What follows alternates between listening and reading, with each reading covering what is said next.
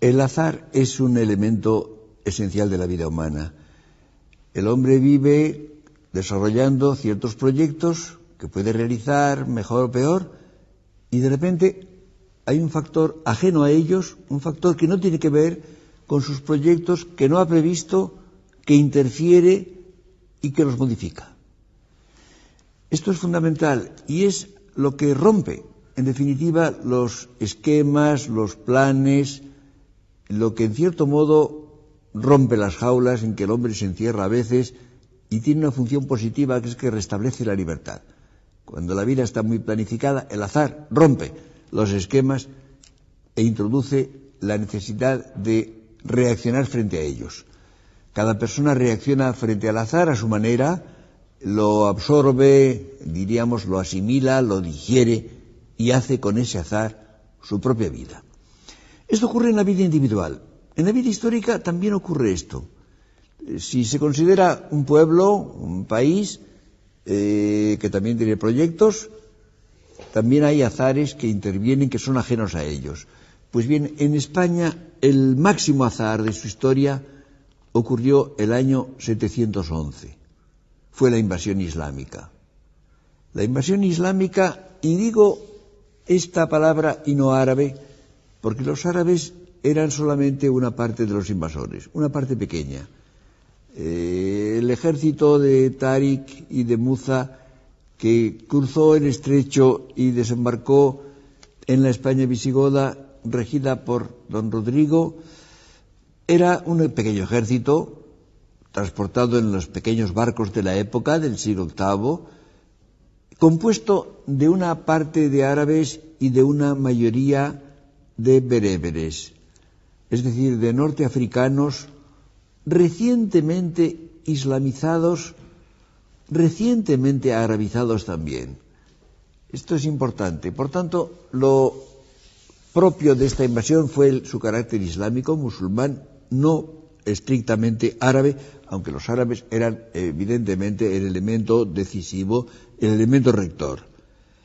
Fue una invasión rápida, el ejército visigodo fue pronto derrotado, los invasores ocuparon la gran mayoría del territorio de la península en muy poco tiempo, solamente quedó una franja norte, desde los Pirineos hasta Galicia, en definitiva la España húmeda, la España que era, aparte de su relieve montañoso y de sus dificultades, era menos afín a los pueblos invasores de Arabia, del Yemen o del norte de África. Esta ocupación de la mayor parte de la península fue lo que se llamó, y así se cantó en la poesía posterior y en los romances, la pérdida de España. Esta expresión me parece que es esencial y hay que conservarla. Esta pérdida de España hizo que se produjera una situación muy extraña que duró hasta el 2 de enero de 1492, hasta hace 500 años, en que España estuvo en gran parte ocupada por pueblos extraños, de una religión distinta, y entonces se habló de la España perdida. La España perdida que no tenía realidad porque estaba perdida, que era un ideal, que era una meta, algo que había que reconstruir, algo que había que reconquistar, que recuperar. Y es interesante cómo los cristianos que quedaron libres del dominio musulmán consideraron primero que la dominación musulmana era inaceptable. Es decir, nunca admitieron la posibilidad de que España fuese un país islámico, musulmán. Por otra parte, consideraron, y esto es curioso, que esa invasión era un contratiempo pasajero. Es decir, cuando habían transcurrido 100 años, 150, quizá 200 años de la invasión islámica, los cristianos seguían hablando de esta invasión como algo que no iba a durar, algo que no podía prosperar, lo cual es extraño por la gran duración que tenía esa dominación. En definitiva, el proyecto es reconstruir la España perdida, recuperarla. Es lo que se llamó la Reconquista, que justamente dura desde los primeros años del siglo VIII hasta 1492, en que se produce la toma de Granada. Y es interesante cómo esto fue una decisión tomada contra toda verosimilitud. No hay más que ver lo siguiente. Los musulmanes habían invadido todo el norte de África anteriormente. El norte de África desde Egipto hasta el Magreb, toda la costa norte de África, que había sido helenizada y romanizada, que había sido cristianizada. En estos territorios se había introducido el griego, se había introducido el latín. Eran países en su gran mayoría cristianos. Había diócesis cristianas. La figura más grande del cristianismo de la época, San Agustín, era obispo de Hipona, cerca de Cartago, donde está ahora Túnez. Estos países siguen siendo islámicos. Lo son todavía hoy. Son países de lengua árabe, de cultura árabe. Hubiera sido normal que esto hubiera ocurrido también en España. Y sin embargo no fue así. Muchas veces se dice, y es una idea que circula en Europa y en España también, que España es un país menos europeo que los demás, porque España ha convivido durante bastante más de 7 siglos con los árabes o bereberes, con los musulmanes dentro del territorio. Se piensa que es un país menos europeo que los demás. En cierto sentido, sí, evidentemente hay huellas, hay influjos musulmanes y árabes muy considerables y muy valiosos. Sí, pero en otro sentido, España es el país más europeo de todos. Porque los demás son europeos porque, ¿qué van a ser? No pueden ser otra cosa. España es un país europeo porque lo ha querido. España ha querido ser un país cristiano. Y esto quería decir entonces europeo, occidental. Es decir, ha habido, diríamos, una vocación cristiana, europea, occidental, que ha sido precisamente lo que ha constituido la realidad española. Y esto, claro, tuvo una consecuencia, que fue la identificación de lo español con lo cristiano. Los españoles que inician la Reconquista se denominan a sí mismos cristianos.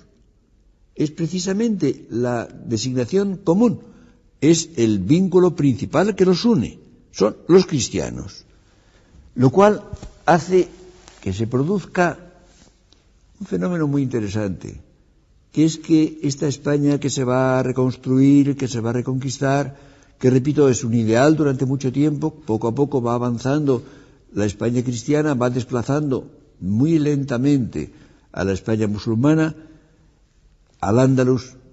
La España musulmana es el nombre de España, diríamos, pues hasta el año 1000 aproximadamente, es primariamente la España musulmana. Desde la Reconquista de Toledo, el año 1085, ya empieza a predominar la España cristiana, ya España va a ser más bien la España cristiana, pero se produce un proyecto histórico de carácter permanente, la Reconquista. La Reconquista dura mucho tiempo. Yo recuerdo que Ortega decía, ¿es que se puede llamar Reconquista a una cosa que dura 8 siglos? Evidentemente no es una guerra, no es una campaña, no se puede, fue una convivencia polémica, difícil, hecha de elementos muy varios, con fases de grandes diferencias. Sí, pero al mismo tiempo es un proyecto permanente. Y esto es la meta constante, la recuperación de la España perdida. Es justamente durante más de 700 años va a ser el proyecto permanente. Es una convivencia polémica, es una convivencia hecha de luchas, de admiración mutua, de amor en muchos casos, pero en definitiva la Edad Media entera, la Edad Media no ya española, la Edad Media europea está definida por una polaridad entre la cristiandad y el Islam. No es inteligible la Edad Media sin tener en cuenta el factor islámico contrapuesto al cristiano, con una influencia mutua, con enriquecimientos varios, con penetraciones culturales, incluso religiosas, con una actitud de hostilidad fundamental y permanente. Es evidente, por ejemplo, que las invasiones musulmanas alteraron totalmente la función del Mediterráneo. El Mediterráneo había sido el gran mundo, el área de la convivencia del mundo antiguo. La cultura antigua era la cultura del Mediterráneo primariamente, que era la gran vía de comunicación. Las dos orillas del Mediterráneo estaban en comunicación constante. Pero la ocupación por los islámicos del Mediterráneo sur hace que el Mediterráneo deje de ser una vía de comunicación. Y entonces lo cristiano queda en la orilla norte, con un hinterland que va a ser después lo que llamaremos Europa. Y hay incluso hostilidades, la navegación es muy difícil, hay la piratería musulmana, hay los ataques a las costas cristianas por los musulmanes durante todo el tiempo. Se produce la gran alteración del Mediterráneo, un fenómeno del cual tenemos una experiencia parecida a nosotros en nuestra época, que es el telón de acero. Durante medio siglo largo, Europa ha estado dividida por el telón de acero. No ha habido comunicación entre la Europa occidental y la Europa del Este. Ha sido precisamente algo muy parecido que acaba de terminar. Nosotros podemos ahora comprender muy bien lo que fue la situación introducida por las invasiones islámicas del Mediterráneo en el siglo VII. Pues bien, esto que es el carácter general de toda Europa, también pasa en España. Pasa más, porque pasa de cerca. Esa convivencia polémica, esa lucha, en España es cuerpo a cuerpo. Es de cerca, con relaciones mucho más próximas, positivas y negativas, con más conflicto, con más guerra, con más admiración, con más penetraciones. Y en definitiva, además, en España se hace algo muy importante, la experiencia del otro. La convivencia con los musulmanes, unos, repito, de origen árabe, otros bereberes, con los judíos, que existen como minorías importantes en las dos partes de España, hace que se vaya haciendo la experiencia del hombre de otra religión, de otra cultura, con un origen étnico diferente. Y esto es una experiencia, creo, inigualable, que había de tener consecuencias muy importantes para la totalidad de la historia ulterior de España. Es decir, de un azar histórico, el azar de la invasión musulmana del año 711, nace precisamente un proyecto constante, un proyecto continuo durante siglos, que va a dar un argumento a la historia española en un grado que no tienen otros países. Toda Europa está fraccionada. Europa entera está dividida en muy pequeñas comunidades insuficientes y además muy cambiantes, muy fluctuantes, muy indecisas. Ahora, resulta que en España, esto es curioso, en España hay un territorio pequeño que ha quedado libre del dominio musulmán y que va, repito, en toda la franja norte, desde el Atlántico hasta el Pirineo Oriental, pero se trata de recuperar la España perdida, que es irreal, que no existe, que por tanto no tiene los conflictos que hay en los demás lugares de Europa y que por tanto no estorba. Es algo que por ser un ideal se tiene ante los ojos como una meta que se trata de realizar y entonces se va realizando esa reconquista. ¿Reconquista de qué? Reconquista de España, reconquista de la España perdida, no de los reinos o los condados o los ducados que se van organizando precisamente como resultados parciales de la reconquista, que no existían antes.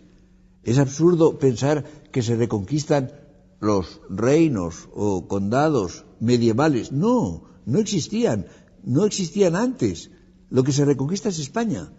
Es la totalidad de España, es lo que se reconquista. Se va reconquistando por partes, se va reconquistando por diferentes fracciones. Se van constituyendo una cantidad de pequeñas unidades que se van luego uniendo por incorporación. Incorporación es un concepto muy importante que no se puede confundir con anexión. La anexión consiste en que una unidad social mayor absorbe a una menor. Esta menor desaparece, queda incluida en la mayor que crece.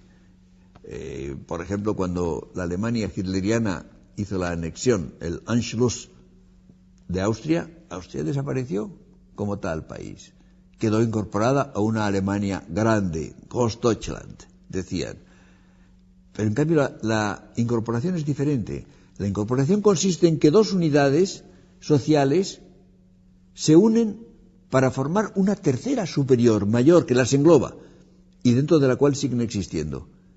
Y España va siendo una larga serie de incorporaciones en el centro y oeste y en el este, que van poco a poco uniéndose, Asturias y Galicia, Asturias y León, León y Castilla, Castilla, que cuando continúe la Reconquista será Castilla la Vieja, por oposición a Castilla la Nueva, desde Toledo hacia el sur. Cuando se reconquista Andalucía se llamará Andalucía Castilla Novísima. En el este ocurre lo mismo, el pequeño reino de Aragón con los condados catalanes que se van agrupando luego en el condado de Barcelona. Después será el matrimonio que unirá a Aragón y Cataluña en la corona de Aragón. Después se formará el reino de Valencia, luego el de Mallorca, etcétera. Es decir, se van extendiendo y quedará Navarra que también fluctuará atraída a veces por Aragón, por Castilla o por Francia, y que acabará incorporándose definitivamente a comienzos del siglo XVI. Es decir, es un gran sistema de incorporaciones. La incorporación final y definitiva será la de Castilla y Aragón, naturalmente, a fines del siglo XV. Pero lo importante es la existencia de un proyecto permanente, que da justamente un argumento a la historia española, algo parecido a lo que ocurre en la vida individual. La vida individual es siempre un proyecto que naturalmente se va desarrollando, que va cambiando, que se va matizando, que se va descubriendo. Nunca el proyecto está visible a los ojos del hombre. Y los acontecimientos concretos, los intereses, los estorbos de la realidad, todo eso, en el caso de España, queda precisamente subordinado a un proyecto capital, la Reconquista, que es lo que hay que hacer. La conciencia que tienen los españoles es que es lo que hay que hacer. ¿Lo hacen o no?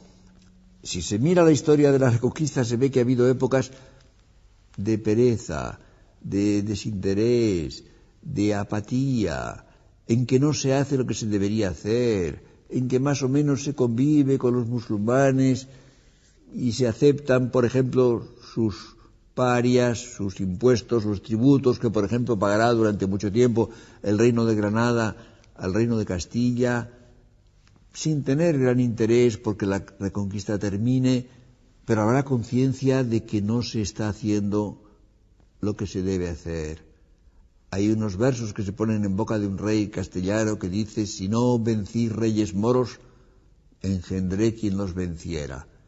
Es decir, un rey que no ha cumplido con su deber histórico se remite a sus sucesores, a quienes ha engendrado, que han vencido a reyes moros, que han sido capaces de continuar ese proyecto que él había descuidado o abandonado y no había acabado de realizar. Esto me parece fundamental. La vida humana individual o histórica y colectiva tiene fases muy diferentes, tiene épocas de gran entusiasmo, tiene épocas de desmayo, de decaimiento, y esto ocurre naturalmente.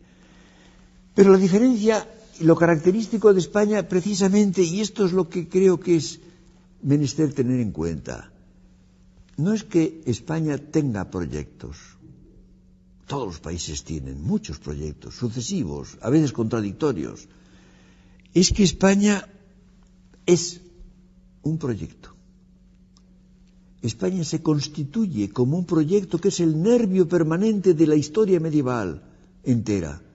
Es decir, durante casi 800 años, España está definida por un proyecto que es la reconquista, la recuperación, la reconstitución de la España perdida. Precisamente por ser perdida. Esto es quizá lo que no se ve fácilmente, por no existir como realidad llena de dificultades, llena de conflictos, llena de estorbos.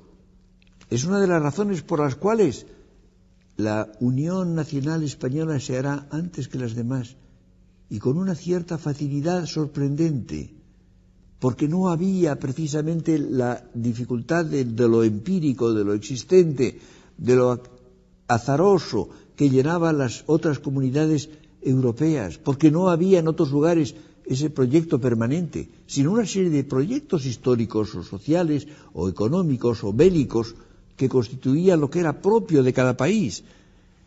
Es decir, si miramos la realidad de España medieval, encontramos algo muy curioso, y es que se parece, en cierto modo, a lo que es la vida individual.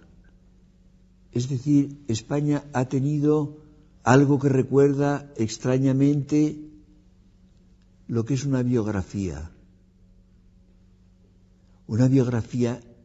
individual, una biografía singular.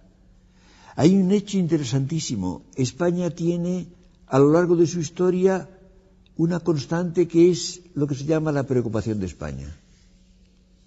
Es curioso cómo hay países que tienen ciertos momentos críticos en los cuales sienten inquietud por su condición, por lo que son, por lo que pueden ser, sienten una preocupación nacional. En España se mantiene a lo largo de casi toda la historia moderna una preocupación por España que cruza la literatura española entera, no por manos de políticos o de sociólogos, sino de los pensadores, de los escritores, de los literatos. Esto es un fenómeno sumamente curioso. Ha parecido en algunas ocasiones que era un fenómeno en cierto modo anormal. ¿Por qué este país está siempre preocupado de sí mismo, de lo que es? ¿No parece esto un indicio, en cierto modo, de anormalidad? ¿No hay una cierta anormalidad española? ¿No es un poco morboso estar siempre pensando en sí misma? Yo creo que no. Yo creo que lo que ocurre, en cambio, es que España como sociedad, España como colectividad, conserva rasgos fundamentales de lo que es la vida humana, de lo que es la vida humana personal. La vida humana es siempre interpretación de sí misma, es proyecto de sí mismo. El hombre necesita entenderse a sí mismo en cada caso. España, colectivamente, como un país, ha tenido siempre la necesidad de entenderse. Ha tenido necesidad de conocer su argumento, de intentar realizarlo. Es decir, se comporta en cierto modo, de un modo análogo a cómo se comporta el hombre en su vida individual, con conciencia de quién es y de quién debe ser y de quién tiene que ser. En definitiva, esa situación española hace que España sea, y esto es paradójico, el país más inteligible de Europa, porque es un país que ha necesitado entenderse a sí mismo, dar razón de sí mismo, explicar quién es y quién quiere ser. Y estoy empleando la palabra quién, que precisamente se aplica a la vida humana, se aplica al hombre, que no es un qué, sino que es un quién. En definitiva, podríamos decir que mientras la sociedad normalmente, en general, la sociedad es algo no propiamente humano. Recuerdo que Ortega decía que el mundo social es el mundo humano pero mineralizado. Decía, la sociedad es la gran desalmada. En España ha ocurrido esto algo menos. España, por los azares de su historia, por tener un proyecto permanente, en cierto modo, ha tenido que tener un alma de la cual preocuparse, de la cual ocuparse, un alma que ha tratado de entender y de realizar. Vamos a tratar en 5 momentos de una aventura histórica, la aventura de España, que vamos a mirar, diríamos, desde el presente, en cierto modo, hacia atrás. Es decir, se trata de ver cómo se ha constituido, cómo ha llegado a ser lo que es esa realidad en la cual estamos, esa realidad que llamamos España. Hay una continuidad histórica, hay por otra parte una continuidad de escenario, de localización. Naturalmente, en el tiempo tan breve de que disponemos, no se puede contar esa historia, simplemente lo que podríamos llamar el argumento de la obra y nada más. Hay que preguntarse cómo ha nacido esta realidad que llamamos España. Naturalmente, el punto de partida es el territorio, es la península ibérica, que es una realidad que tiene una unidad variada, muy compleja, pero que parece destinada, incluso desde el punto de vista geográfico, a llegar a ser la patria de los españoles cuando hubiera españoles, porque naturalmente no empezó por haberlos. Yo creo que, en definitiva, es un escenario en el cual se van a encontrar diferentes personajes a los cuales se van a ir añadiendo sucesivamente a lo largo de la historia otros, y entonces se va a desarrollar en ese territorio, en ese escenario, un drama en varios actos. Un drama, en definitiva, con ingredientes y recursos que van cambiando, pero poco a poco se va a constituir, diríamos, un argumento de ese drama, de la vida colectiva, que en cierto momento podremos llamar España, no naturalmente al comienzo. Ha habido un primer paso decisivo en la constitución de nuestra realidad, que es la romanización. Después de diferentes pueblos que coexisten, y no digo conviven porque no tienen relaciones entre sí, en general en la península ibérica, después de sucesivas invasiones parciales, se produce en la península ibérica la dominación romana. Esto fue decisivo en muchos sentidos. Por una parte, la península acabó por convertirse en una provincia romana o en varias provincias conexas, es decir, lo que llamaban Hispania. Se produce una homogeneización, en cierto modo, muy importante. Por ejemplo, empieza a haber comunicaciones. Hay algo que solemos olvidar mucho y que es muy importante. España está llena de calzadas, todavía quedan calzadas romanas. Las calzadas romanas eran el equivalente de la mecanización, de la motorización. Era lo que hacía posible que se circulara y que los lugares se comunicaran entre sí. Hay un hecho que a mí me sorprendió cuando lo investigué hace bastantes años, y es que en la época de Caracalla había aproximadamente 30.000 kilómetros de calzadas en la península ibérica, lo cual es extraordinario. La red de calzadas, militares unas, civiles otras, componían unos 30.000 kilómetros. Es decir, la península ibérica era transitable, estaba comunicada entre sí y con el resto del Imperio Romano, incluso con Roma. Se produce además un fenómeno muy importante, que es la implantación de un derecho, el derecho romano. Por primera vez hay un derecho vigente en la totalidad de Hispania. Hay una organización municipal, hay, y esto es decisivo, una lengua. En la península ibérica se hablaba multitud de lenguas que no tenían que ver nada entre sí, evidentemente, y sobre todas ellas se superpone el latín, la gran lengua desarrollada, perfecta, en la cual se podía expresar todo el pensamiento y la belleza literaria. Y esto se convierte en una lengua general, en una lengua común, en la cual pueden hablar los habitantes de la península ibérica y, naturalmente, formar parte de ese gran imperio romano. Y entonces Hispania participa en ese gran proyecto histórico como una variedad romana. Es decir, Hispania no es España, no es todavía España, pero es una variedad de Roma, una forma particular de Roma, con un desarrollo muy interesante. Había grandes ciudades importantes y con un gran desarrollo cultural. Había clases romanas, por supuesto. Por ejemplo, los caballeros, ciudades, por ejemplo, como Cádiz, tenía un número de caballeros tan alto como la después de Roma, la ciudad de Padua era la que tenía más. Había figuras creadoras. Piensen, por ejemplo, en lo que era Séneca o lo que era Marcial o lo que era Lucano, figuras de gran importancia literaria. Emperadores habían nacido en Hispania. Es decir, no era una especie de colonia secundaria, no, era una de las porciones más vivas, más importantes del imperio. Se decidían en territorio hispánico asuntos gravísimos, por ejemplo, la rivalidad entre César y Pompeyo, o entre Mario y Sila. Es decir, había luchas romanas, no ya locales, sino romanas que se ventilaban en el territorio hispánico. Esto fue decisivo, y entonces se constituyó una especie de primer esbozo de lo que iba a ser un día España. Pero luego hay un hecho capital, que es las invasiones bárbaras, la caída del Imperio Romano, que significó sobre todo, y esto es muy importante, significó la fragmentación de la Romania. Es decir, lo que ha sido un mundo amplísimo, con comunicaciones, con un tesoro cultural poseído, al cual se incorporaba naturalmente también la cultura griega.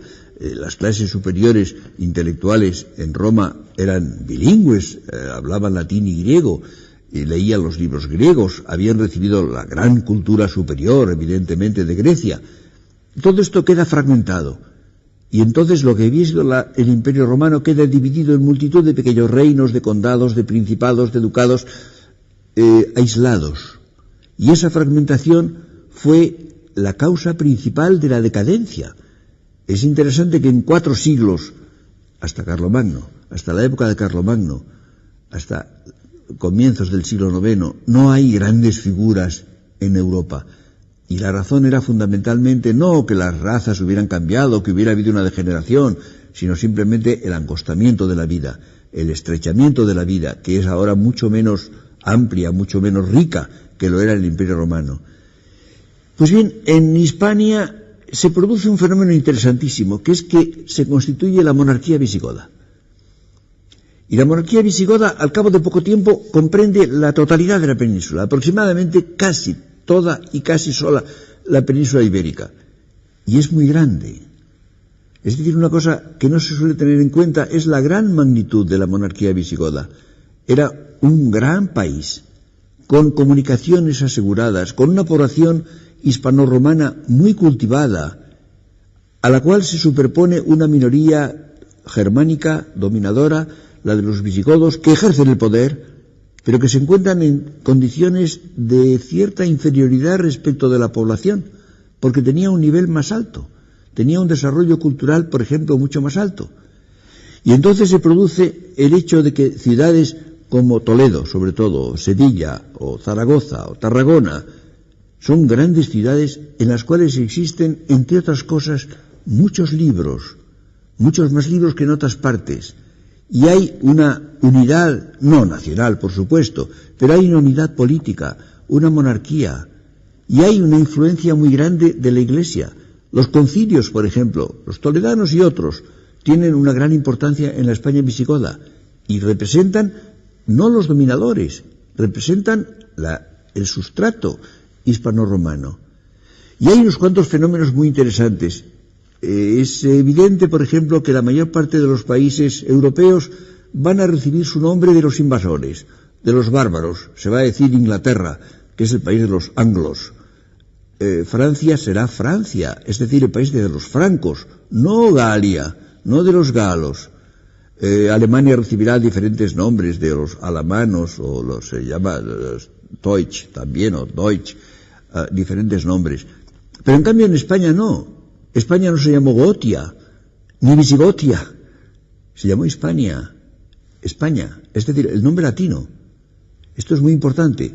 No se habló una lengua germánica, se siguió hablando latín, con algunas voces germánicas, muy pocas por cierto. La aportación germánica a la lengua española es muy limitada. Y sobre todo, los visigodos eran arrianos, eran cristianos, pero no católicos. No tenían la religión ortodoxa católica, sino la herejía arriana. Y en cambio la población hispano-romana era católica. Pues bien, lo interesante es que al cabo del tiempo, justamente en tiempo de Recaredo, se impone a la corte visigoda, al rey y a la corte, la convicción de que la religión superior es el catolicismo, y Recaredo se convierte y entonces se logra un tipo de unidad también religiosa, lo cual fue decisivo. Por cierto, esto se comunicó al Papa y tardó en llegarle la noticia 3 años. Lo que está ocurriendo con el correo actual tiene ciertos antecedentes antiguos. Tardó 3 años el Papa en saber que Recaredo y su corte se habían convertido al catolicismo. Pero entonces se produce, diríamos, la superposición del sustrato hispano-romano sobre los dominadores, que eran pocos. Eran aproximadamente quizá 200.000 los visigodos, que eran un pueblo, no eran solamente un ejército, eran un pueblo con mujeres y con niños, pero quedan en definitiva pronto subordinados, no políticamente, conservan el mando político, pero desde el punto de vista de la población misma, de la vida cultural, quedan subordinados a lo que era más importante, es decir, a la población hispano-romana. Y entonces esto va produciendo una conciencia de unidad. Repito, no nacional, porque no ha habido naciones hasta fines del siglo XV. En ninguna parte de Europa no hay naciones. Cuando se habla de naciones medievales esto es un puro error. Había otro tipo de unidades, naturalmente. Y España era una unidad, era la monarquía visigoda, no una unidad nacional, pero sí efectivamente una unidad. Y empieza a haber conciencia de una cierta grandeza. Es evidente, por ejemplo, que hay un patriotismo de la España visigoda del cual participan no ya los dominadores, sino los que no eran visigodos. Por ejemplo, esa conciencia de entusiasmo la tiene San Isidoro, el arzobispo de Sevilla. Precisamente de él proceden las primeras exaltaciones de la realidad, de la belleza, del valor de España. Y una de las cosas que ocurren es que dispone del tesoro de la antigüedad clásica. Precisamente por existir en España tantos libros que no había en otros lugares, pudo conocer la cultura clásica, la cultura griega y la cultura latina, y pudo escribir obras, especialmente sus famosas etimologías, que fueron un libro de influencia universal, de influencia extraordinaria en la totalidad de Europa.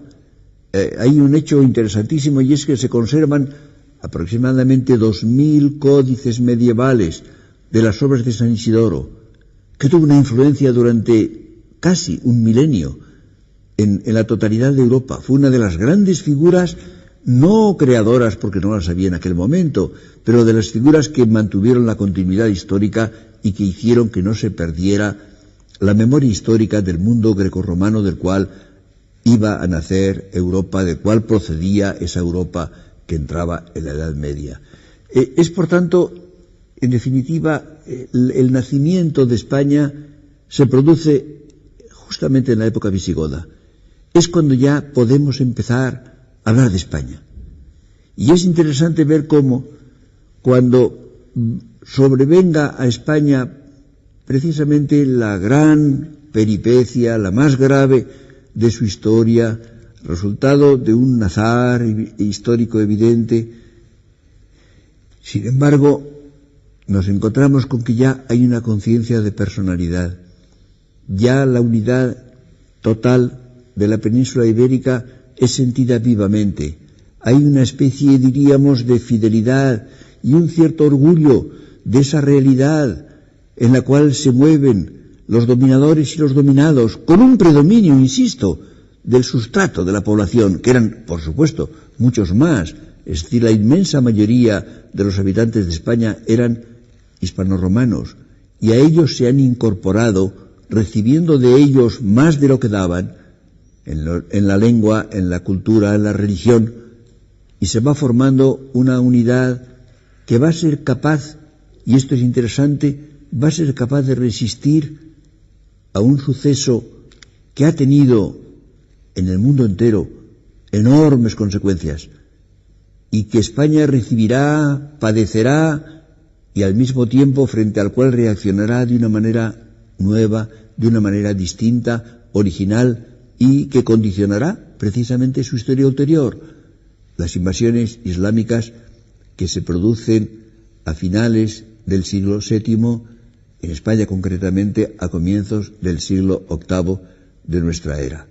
Pero ya tenemos con esto lo que pudiéramos llamar el nacimiento de España. Hace 500 años exactamente, el 2 de enero de 1492, con la toma de Granada, terminó precisamente la España perdida. Quedó recuperada, quedó integrada. Hay un pasaje en la Celestina en que se hace una enumeración divertida de las cosas recientes y se dice: ganada es Granada. En definitiva, lo que quedó ganado era España, la España perdida, que queda recuperada. Y es interesante que esto se vio con claridad en el mismo momento, en pocos meses después de la toma de Granada, en el prólogo de la gramática castellana, el gran humanista Antonio de Nebrija escribió un párrafo que me parece extraordinario de perspicacia, de clarividencia, para darse cuenta de lo que estaba ocurriendo. Dice: los miembros y pedazos de España que estaban por muchas partes derramados se redujeron y ajuntaron en un cuerpo y unidad de reino, la forma y trabazón del cual así está ordenada que muchos siglos, injuria y tiempo no la podrán romper ni desatar. A mí me parece asombroso que este hombre, conocedor de la historia, conocedor del pasado, el gran latinista de la época, viera la significación de lo que acababa de ocurrir, el término de la reconquista, la integración completa de la España perdida. Y es el momento en que se completa lo que ya había ocurrido un poco antes por el matrimonio de Isabel de Castilla y Fernando de Aragón, es decir, la constitución de la nación española. En España, naturalmente, no había naciones, nunca había habido naciones en la Edad Media, ni lo era Castilla, ni lo era Aragón, ni lo eran los diferentes estados y reinos de Europa. Recuerdo yo que una vez dijo Ortega, hace muchos años, en el año 1921, dijo: Castilla hizo a España y Castilla la ha deshecho. Y muchos años después, 10 años después, durante las Cortes Constituyentes de la República, Claudio Sánchez Albornoz dijo algo diferente. Dijo: Castilla hizo a España y España ha deshecho a Castilla. Y mucho más tarde, yo propuse otra frase que no es contradictoria con las anteriores. Creo que cada una de ellas tiene una cierta parte de razón, pero yo decía: Castilla se hizo España. Porque es que hay una idea que circula ahora bastante de que Castilla castellanizó a los demás reinos, castellanizó a las diversas comarcas y regiones españolas y trató de que se asemejaran a lo que era ella. Pero yo creo que esto no es cierto. La transformación que se produce en el último tercio del siglo XV empieza por Castilla. Es decir, es Castilla la que se españoliza, es Castilla la que sale del marco de lo que había sido el reino de Castilla medieval para convertirse en una parte de una Castilla española. Es decir, que la españolización empezó por la propia Castilla, y esto es sumamente importante. En definitiva, cuando se constituye la monarquía de los Reyes Católicos, y sobre todo cuando ya queda consolidada en tiempo de Carlos V, a comienzos ya del siglo XVI, cuando se habla, por ejemplo, del imperio, es una denominación inexacta. España no se entendió nunca como imperio. Carlos V era emperador de Alemania, era el título general europeo, él era rey de España, título más importante, por cierto. Pero cuando los extranjeros en general no entendieron bien el propósito político de Carlos V. Él lo que quería era constituir la Universitas Christiana, es decir, una unidad de los príncipes cristianos. Es lo que defendió el doctor Mota, el obispo Ruiz de la Mota, en nombre precisamente del emperador de Carlos V. España se sentía una y cristiana. El proyecto permanente de la Edad Media había sido la identificación de España con el cristianismo, la no aceptación de la invasión islámica, de que España pudiera ser un país islámico como han sido hasta hoy los países del norte de África. Y en ese sentido, España se convirtió en el elemento catalizador de la modernización de Europa.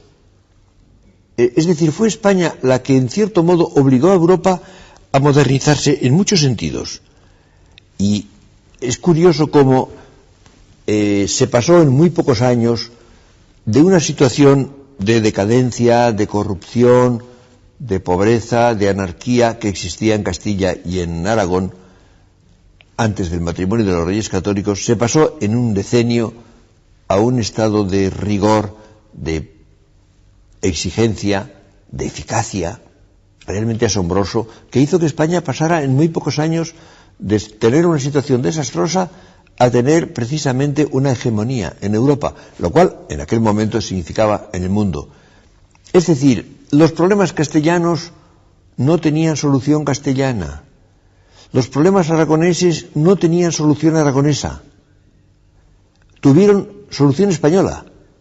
Fue precisamente España como nación la que dio solución a los problemas apremiantes de los dos grandes reinos que se integran entre 1474 y 1479 y que luego completan la unidad precisamente con la conquista de Granada, es decir, con la eliminación del último reino musulmán que quedaba en España y que quedaba en Europa, porque es enormemente importante darse cuenta de lo que significaba que hubiese un reino musulmán dependiente en cierto modo del sultán de Turquía, que era la gran amenaza que había sobre Europa. Es interesante, por ejemplo, el ver cómo desde 1453, cuando los turcos destruyen el imperio bizantino y toman Constantinopla, cómo desde entonces la gran amenaza islámica va a ser Turquía, el sultán de Turquía, y el alivio que produjo en Europa entera la reconquista de Granada. Nosotros solemos plantear la cuestión desde un punto de vista español y perdemos de vista lo europeo, la visión general europea, que es todavía más interesante. Entonces se produce este incremento de la eficacia. La eficacia de España, precisamente cuando consigue su unidad y cuando recobra lo que pudiéramos llamar la moral que consistía en exigirse, en designar a las personas más aptas para desempeñar los puestos, no por favor o por parcialidad, sino por el mérito. Hay una pequeña historia que se cuenta de Isabel la Católica. Se le cayó un papel de la faltriquera, alguien la recogió este papel y lo leyó y decía: el puesto de pregonero ha de darse a fulano de tal porque tiene mayor voz. Es decir, para ser pregonero la condición fundamental era tener una voz potente y clara.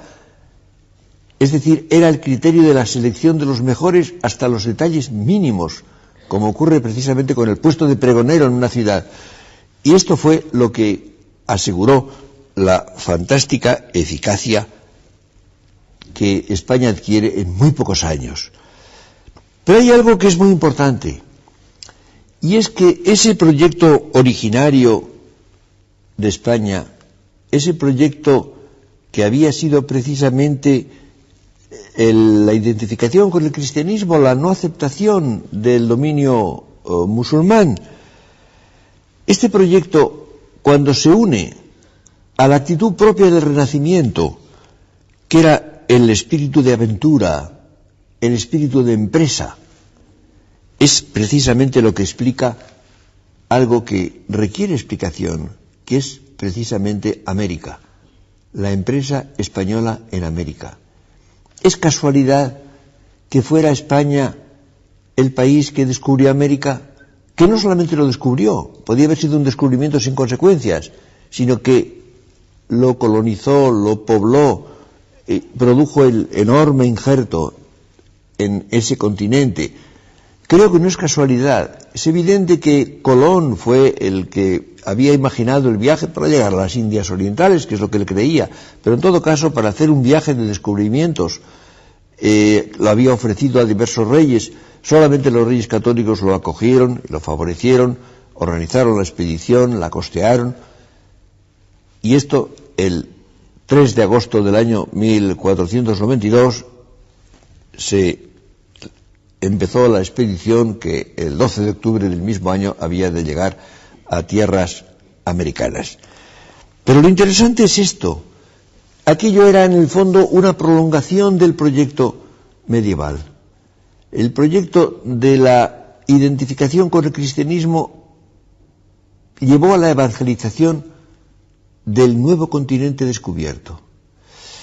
Hay una pequeña historia interesante que quizá no conocen muchos españoles, y es que cuando Antonio de Nebrija, del que acabo de hablar, publicó la primera gramática, la gramática castellana, la primera gramática que se hizo de una lengua viva, porque antes se hacían gramáticas de las lenguas muertas, del griego, del latín, del hebreo, y fue a ofrecerla a la reina Isabel la Católica. Esta preguntó que para qué se hacía una gramática de la lengua castellana, porque las lenguas vivas se aprendían hablando y oyendo. Y entonces el obispo de Ávila, que acompañaba a Nebrija, le dijo que para las tierras nuevas que iban a descubrirse, los habitantes de ellas tendrían que aprender español como nosotros aprendemos latín, decía, para poder recibir la evangelización. Es decir, que se hizo una gramática destinada a los habitantes de un continente desconocido, que no se sabía siquiera si existía, ni si iba a ser descubierto, porque todo esto fue antes del descubrimiento, unos meses antes del descubrimiento. Es decir, el proyecto de la evangelización de América, de la cristianización de ese continente desconocido, era tan real que antes de la expedición de Colón, antes de que zarpara Colón, ya se contaba con ello y se pensaba en ello. Y hay un hecho enormemente interesante, que es precisamente que esto fue cierto, y la comunidad cristiana más grande del mundo es la América hispánica, la América de lengua española y portuguesa. Es la gran comunidad cristiana en el mundo, y ocurre algo igual en Asia. Es decir, el único país cristiano de Asia son las Filipinas. Ha habido grandes partes del mundo que han sido, en cierto modo, pobladas, colonizadas, cultivadas por otras naciones europeas, en Asia, en África, en Indonesia. No son países cristianos. Son países en los cuales hay algunas comunidades cristianas, en general no muy grandes, pero no son países cristianos. Los únicos que lo son realmente son aquellos en los cuales España dejó su injerto. Lo cual prueba sencillamente que el proceso, el proyecto inicial de cristianización era absolutamente real, absolutamente sincero, y se llevó a cabo. En definitiva, yo creo que la explicación de que esto fuera así es la condición, la actitud de Castilla. Y he empleado la palabra decisiva. Castilla no es un territorio. Esto me parece muy importante. Hay otras porciones de España que son ciertos territorios, con unos límites. ¿Cuál es el territorio de Castilla? No se puede saber. Hemos visto que hay una serie de incorporaciones, empezando por Asturias y Galicia, después León, luego el condado de Castilla, convertido luego en reino, después se sigue extendiendo, y cuando se pasa la línea del Tajo, se empezará a hablar de Castilla la Nueva. Luego se hablará de la Castilla Novísima, reconquistada muy principalmente por Fernando III. Es decir, no, se considera Castilla lo que no lo era originariamente. No hay límites determinados. Castilla era una actitud, no un territorio. Hay un hecho que me parece siempre interesante. en la Edad Media los reyes no tenían una corte permanente. Las necesidades de la Reconquista o las necesidades políticas o las conveniencias internas hacían que la corte se trasladara de un lugar a otro, en general en una corte muy modesta. Se llegaba a un castillo, se ponían unas alfombras, unos tapices, algunos cuadros, y eso era un palacio. Pues bien, la ciudad en la cual residen desde el siglo XIII más tiempo los reyes de Castilla es Sevilla, lo cual no parece extraño dado el atractivo de la ciudad, pero es un hecho. Es decir, no es Ávila o Segovia o Burgos o Valladolid o Medina del Campo, etcétera, las tradicionales ciudades castellanas, ni siquiera es Toledo, en la Castilla reconquistada del año 1085, no, es Sevilla. Sevilla, que había sido hasta poco antes una ciudad del Al-Ándalus, una ciudad musulmana, bajo el dominio musulmán, que es una ciudad andaluza. Andalucía era también Castilla. Los reyes castellanos no están fuera de Castilla cuando están en la ciudad sevillana, cuando moran en el Alcázar de Sevilla. Es decir, no es un territorio, y esto me parece capital. Y precisamente creo que es el sentido que tiene el que la expansión en América, la prolongación de España en América, la lleve a cabo originariamente el Reino de Castilla. Es la corona de Castilla la que hace el descubrimiento y la que hace la exploración y la constitución de lo que fue la América hispánica. Y es interesante que lo hizo en cuanto a España. Es muy interesante el que, siendo la corona de Castilla la que lo hace, nunca se habló de una especie de Castillo-América, nunca se habla de esto. La isla que hoy llamamos de Santo Domingo fue la isla Hispaniola o Española. Se fue dando diferentes nombres a las partes descubiertas y exploradas en el continente americano. Lo que hoy llamamos México era Nueva España. Había Nueva Galicia, Nueva León, Nueva Vizcaya. Es decir, sin distinción se aplicaban nombres que no tenían un carácter de una hegemonía castellana o de un exclusivismo castellano. La corona de Castilla, precisamente, en cuanto parte de España. Lo mismo que ocurre, por ejemplo, con la defensa que se hace de los territorios pertenecientes a la corona de Aragón en Italia frente a los franceses. La defensa de ellos la hacen castellanos y aragoneses unidos al mando de un general castellano, el gran capitán Gonzalo de Córdoba. Se organiza es una historia sumamente interesante que yo conté con detalle en España Inteligible. Los reyes católicos mandan una serie de emisarios al País Vasco y a Galicia para organizar una flota que se una a la andaluza para defender los territorios de la corona de Aragón en Italia. Y es muy interesante el proceso de persuasión, de resistencia, y el resultado es que se constituye una gran flota hecha por vascos, gallegos y andaluces que van a defender los territorios de la corona de Aragón. Y es curioso que las tres partes son partes integrantes de la corona de Castilla, porque hay una unión ya efectiva. Es decir, se actúa desde la corona de Castilla o de la corona de Aragón, pero en cuanto a España, como miembros y partes de España. En definitiva, esa frase que antes he recordado, esa frase clarividente de Nebrija, refleja cómo se vivía a fines del siglo XV, la realidad que se acababa de constituir. Es decir, España, en los últimos decenios del siglo XV, constituye la primera nación en el sentido moderno de la palabra. En definitiva, el proceso de nacionalización español es coexistente con el de Portugal, pero anterior al de Francia, al de Inglaterra, no digamos a las demás promociones sucesivas de naciones europeas que se van constituyendo. Es la primera nación con un vínculo distinto, con un ejército real, que es decir, un ejército nacional, con una unidad de tipo distinto, con una participación de la sociedad entera en los problemas de gobierno y en lo que es el proyecto nacional. En este sentido, España fue la adelantada y esto fue precisamente lo que aseguró su preeminencia, su hegemonía en Europa en aquel momento, en llevar la delantera a los demás en ese proceso de modernización del Estado y de la sociedad. Pero además hay algo interesante, y es que tan pronto como se ha constituido la nación europea, la prolongación en América hace que se establezca una supernación en dos hemisferios. Que esto fue precisamente la monarquía hispánica, una supernación en dos hemisferios.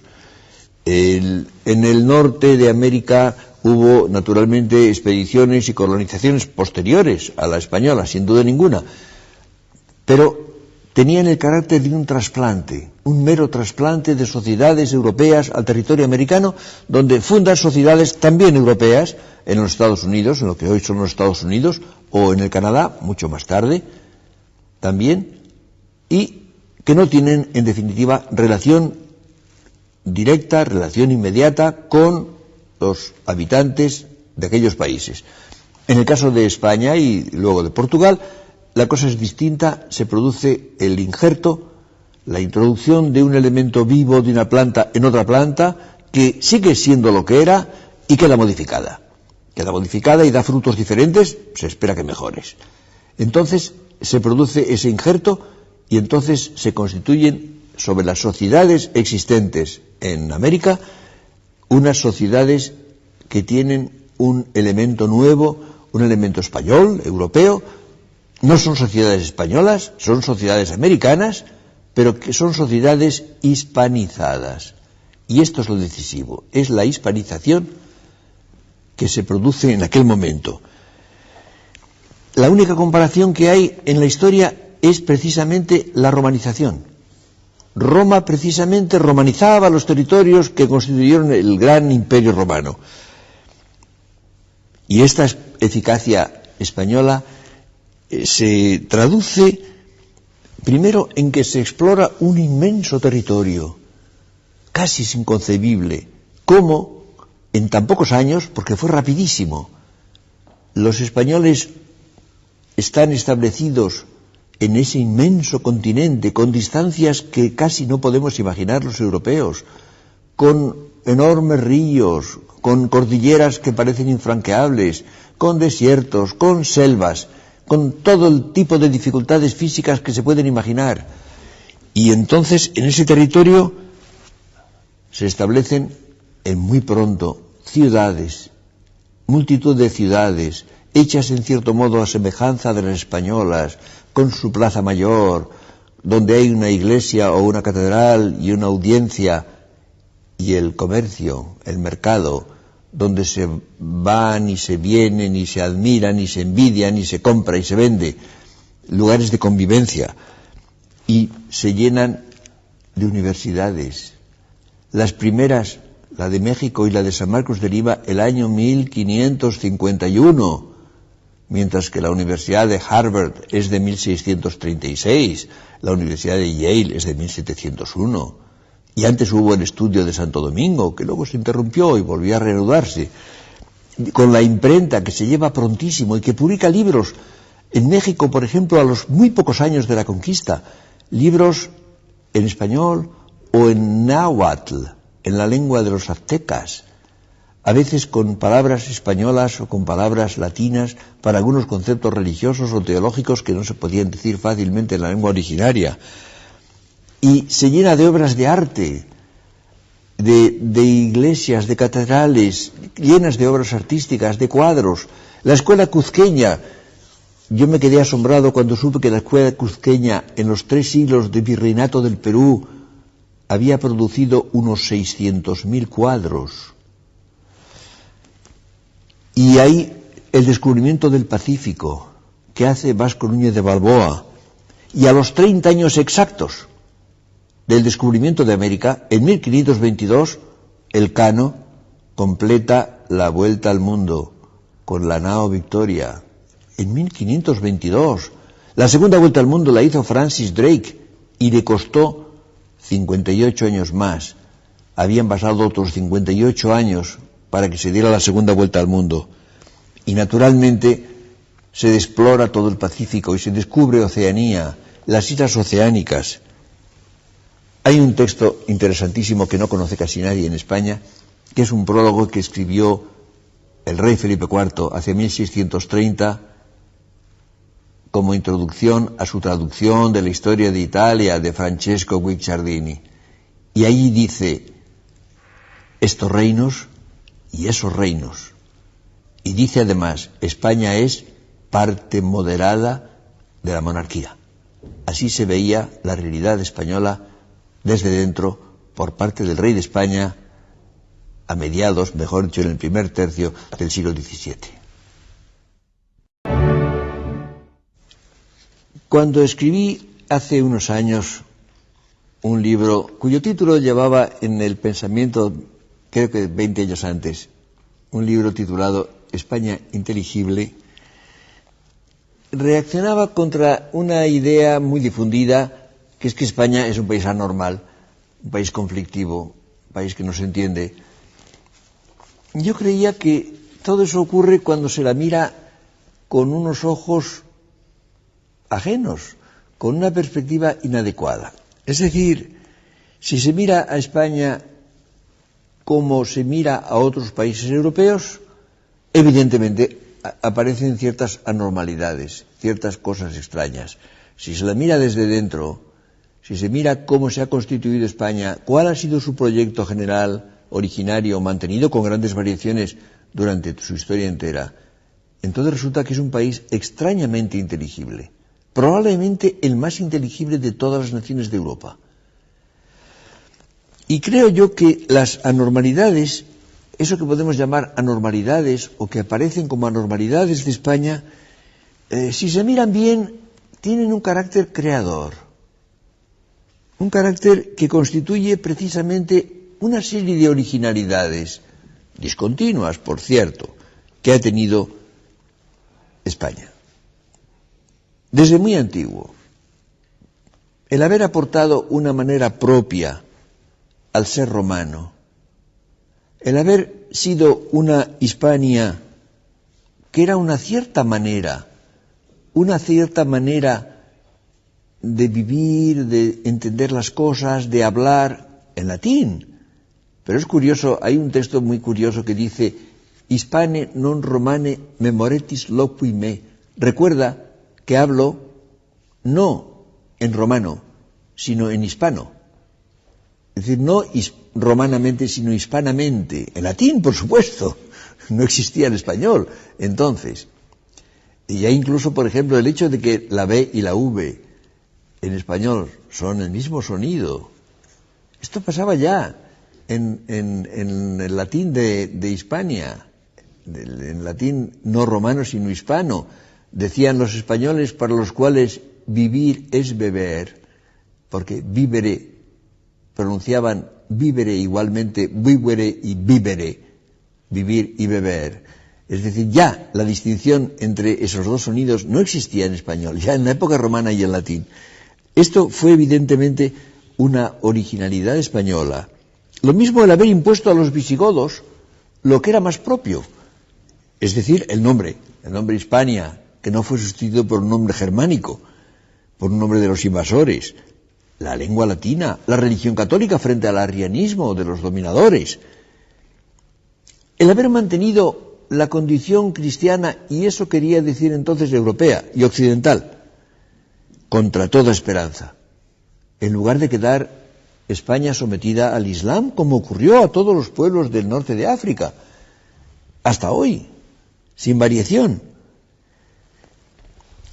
El haber conservado, y esto es muy importante, se habla de España como un país de rupturas. Es probablemente el país de más continuidad, el país que tiene menos rupturas.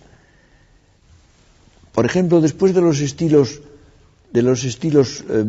artísticos y arquitectónicos, sobre todo medievales, el románico, el gótico, aparece el estilo del Renacimiento, y en España también.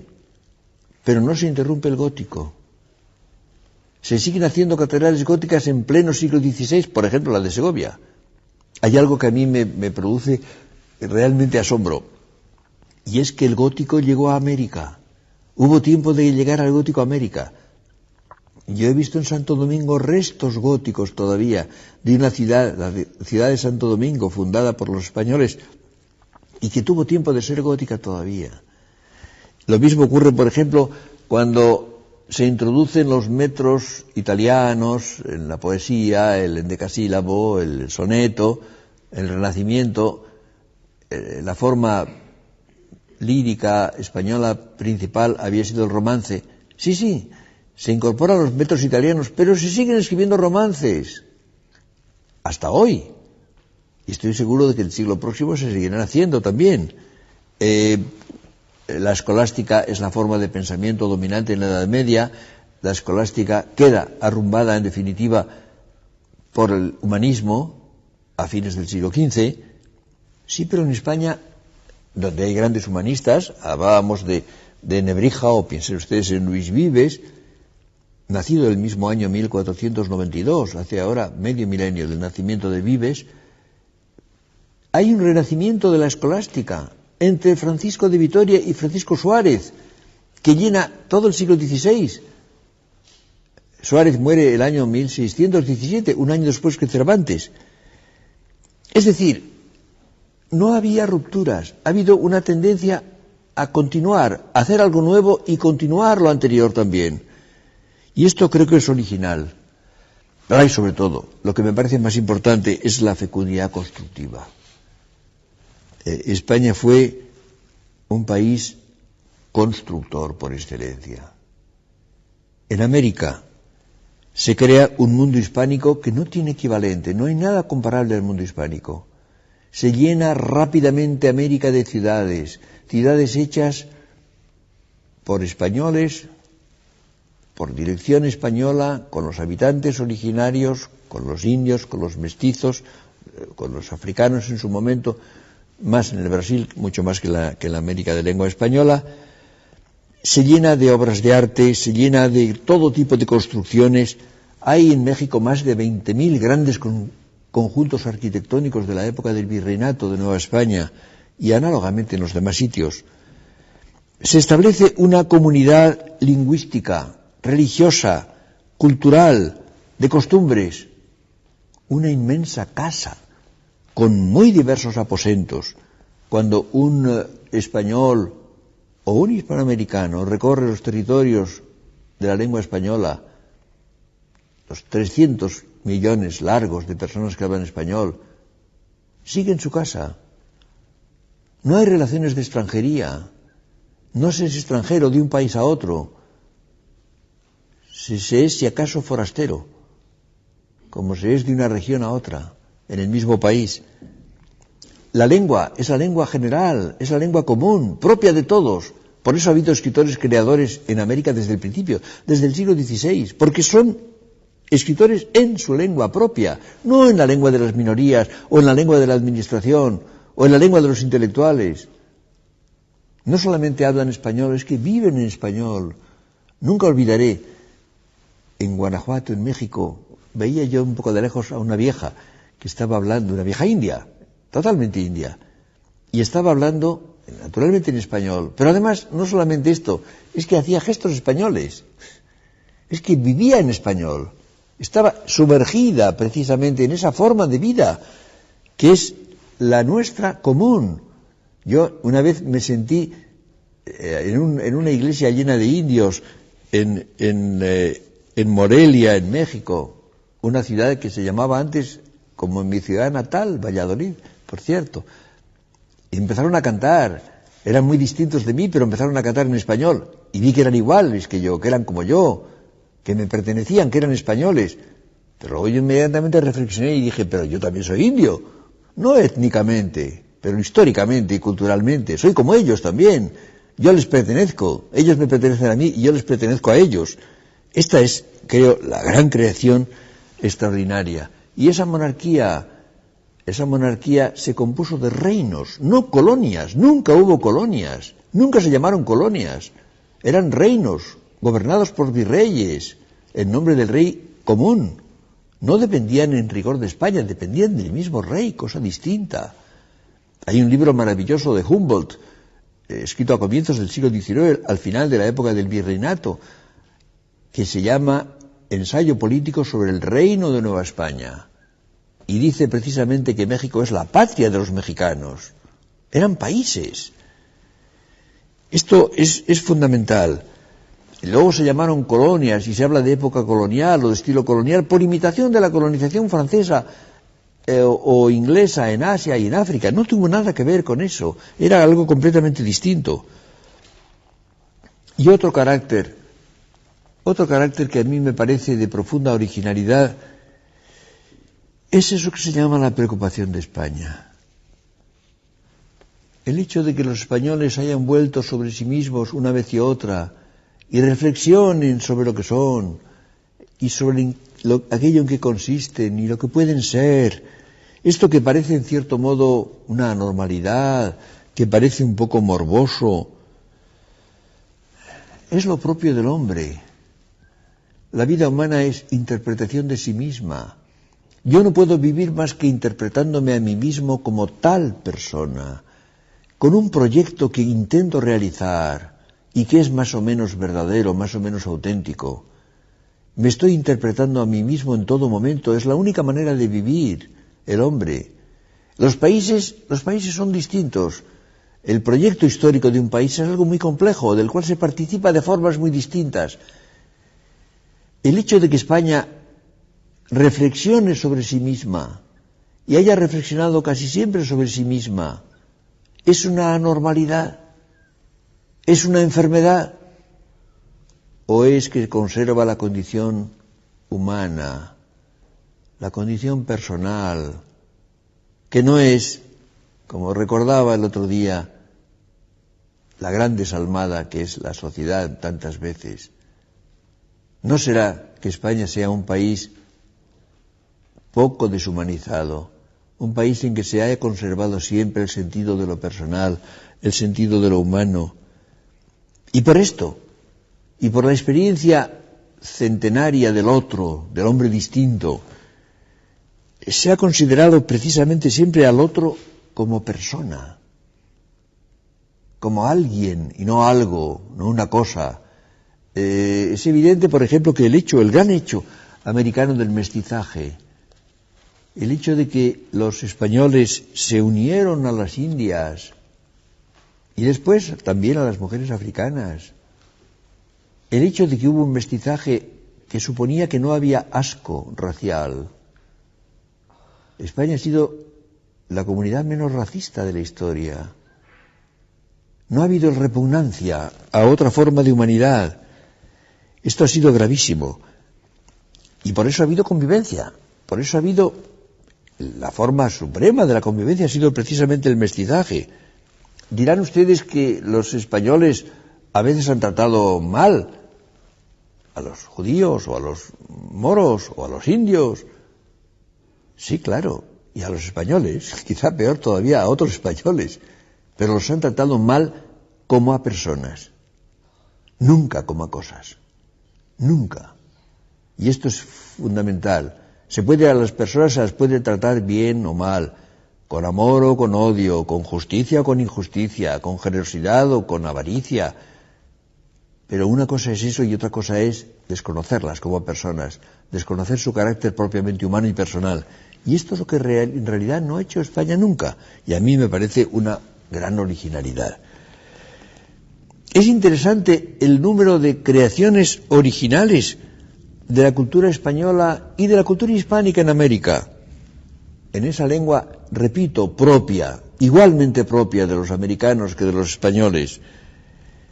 Ha sido frecuente la anticipación respecto de muchos países en arte, en la novela, la gran creación española, primero en la Celestina de Fernando de Rojas, que es como el descubrimiento de las Antillas, luego con Cervantes es la tierra firme, el poner pie en el continente. Toda la historia de la novela posterior, de medio milenio, es la exploración del continente descubierto por Cervantes. En el teatro del siglo de oro tan creador, que se puede poner al lado del inglés, especialmente el de Shakespeare. En nuestro siglo, y no antes, en nuestro siglo, en el pensamiento filosófico, que ha anticipado tantas cosas de las cuales no se han enterado muchos extranjeros y muy pocos españoles. El pensamiento español ha dado pasos decisivos en el siglo XX, que nos exponemos quizá a perder y abandonar, pero que están ahí y que serán en su momento recogidos y prolongados. Todo esto, como ven ustedes, ha sido originalidades españolas. Ha sido un país inventivo, un país que por eso precisamente ha sorprendido tanto. Y es curioso cómo esa originalidad es la que ha sido un factor de desconocimiento de España fuera de ella misma. Precisamente ha sido frecuente el que otros países traduzcan a lo que ellos ya saben, a lo que conocen, a lo que les es propio, lo que encuentran fuera del país. Y si esto por casualidad es nuevo, es original, no se enteran, no lo ven. Esto es enormemente interesante y sobre todo se ha producido desde el siglo XVIII. Desde comienzos del siglo XVIII, cuando se produce esa retracción española de que hablaba el otro día, Europa deja de esperar respecto de España. Es curioso porque en realidad se espera lo inesperado. Y cuando no se tiene fe en que haya algo inesperado, se deja de esperar. Y cuando aparece algo nuevo y original, no se ve. Esto es sumamente curioso. Yo recuerdo una frase que dijo un escritor del siglo pasado, Macías Picabea. Decía Galdós que sería el novelista más importante de Europa si España fuera Europa. España era Europa, ciertamente, pero no se la veía como tal. La mayor parte de los países europeos no contaba con Europa, con España, no esperaba nada inesperado de España y no ya con Galdós, sino sobre todo en nuestro siglo, ha habido tal cantidad de creaciones, tal cantidad de innovaciones, de las cuales en definitiva se ha enterado mínimamente el resto del mundo, lo cual es verdaderamente muy inquietante, yo creo. Quiero decir que hay, por tanto, un punto de vista capital que es la fe en la originalidad. Si somos sinceros, reconoceremos que nos pasa a todos. Si nos anuncian que ha aparecido de repente un gran filósofo en alguno de los países en los cuales no ha habido nunca filosofía o de los cuales no se habla de ello, nos mostraremos un poco escépticos. Y no se nos ocurrirá encargar sus libros y buscarlos. Es el pecado que cometemos todos. Si nos dicen que ha aparecido un gran filósofo en un país que tiene una tradición filosófica en que nos parece verosímil que aparezca un gran filósofo, probablemente lo creemos. En principio nos interesamos y tratamos de comprobarlo. Este fenómeno se ha aplicado a España de una manera extrañísima. Ya desde el siglo XVIII. Yo he recordado a veces un texto de Voltaire, un texto no un texto marginal, sino en su libro más importante, el ensayo sobre las costumbres y el espíritu de las naciones, en que dice que en España, entre Felipe II y Felipe IV, nada menos, no hubo nada importante, algo de novela y de teatro, pero dice no hubo ni pensamiento filosófico, ni científico, ni hubo una pintura, una escuela de pintura, imaginen ustedes. Dice, y tampoco hubo una arquitectura importante, y el Escorial fue hecho con los planos de un arquitecto francés, que se llamaba Juan de Herrera, como ustedes saben. Es decir, ha habido una actitud como de cerrazón, y entonces esto tiene, claro, un inconveniente, que es que los demás europeos se han enriquecido muy poco con las originalidades españolas. Es decir, lo que España ha aportado al mundo, especialmente desde el siglo XVII en adelante, no ha sido apenas recibido en Europa. Los españoles, por otra parte, han tenido una tendencia imitativa, han tenido la tendencia precisamente a aceptar lo que venía de fuera y a no enterarse de lo que hacían ellos creadoramente. Los españoles, en cierto momento, pierden la fe en su originalidad. Y entonces no la ven, no cuentan con ella. Es asombroso cómo se les han ido escapando innovaciones, hallazgos que han sido capitales, en muchos aspectos son totalmente innovadores. Por ejemplo, la cultura española del siglo XX es incompleta. Es evidente, por ejemplo, que la cultura científica española no tiene el carácter creador que tienen las de 3 o 4 países, tampoco más. Porque cuando se habla de los demás países, a veces pensamos que los demás son todos tan creadores como los 3 o 4 que lo son en cada campo. Pero, evidentemente, la creación científica española no es comparable a la de los 3 o 4 países europeos y los Estados Unidos en nuestra época, que han estado a la cabeza, por supuesto, de la creación. Pero, en todo caso, en otros campos, la creación ha sido absolutamente importante. Y es curioso cómo se reconoce en algunos aspectos, por ejemplo, en la pintura. Es fácil admitir que Picasso es un genial pintor, muchos dirían incluso, no me gustan los escalafones, que es el primer pintor del siglo XX, o en la música. Pero esto es sobre todo porque son formas que no hace falta traducir, que se comunican y se pueden conocer de un modo directo e inmediato. Pero es que esta pintura o la música española son superiores a la filosofía o a la poesía o a la novela españolas de la misma época. Evidentemente no, en modo alguno. Hay figuras en estos campos tan importantes como en las artes plásticas o en la música, y sin embargo esto no es normalmente conocido ni mucho menos reconocido. Y lo grave del caso es que se produce un empobrecimiento también español. Es curioso que ahora se pueden leer a veces ensayos y libros en los cuales se cita constantemente autores de otras lenguas que han dicho mucho después, y casi siempre peor, con menos rigor, con menos capacidad creadora, lo que algunos españoles habían dicho hace 20 años o 50 o a veces 80, lo cual evidentemente significa un empobrecimiento extraordinario. Pero hay todavía un aspecto más que yo quisiera nombrar y que quizás sería la originalidad mayor de España, y es la forma de la vida, la manera de vivir los españoles.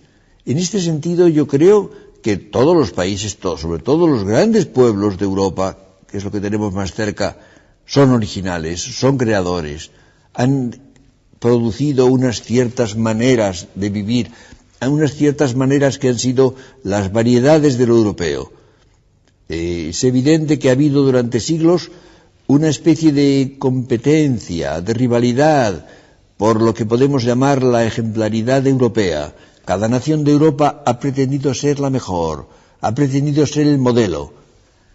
Esto no ocurre. Ahora nadie pretende ser el mejor.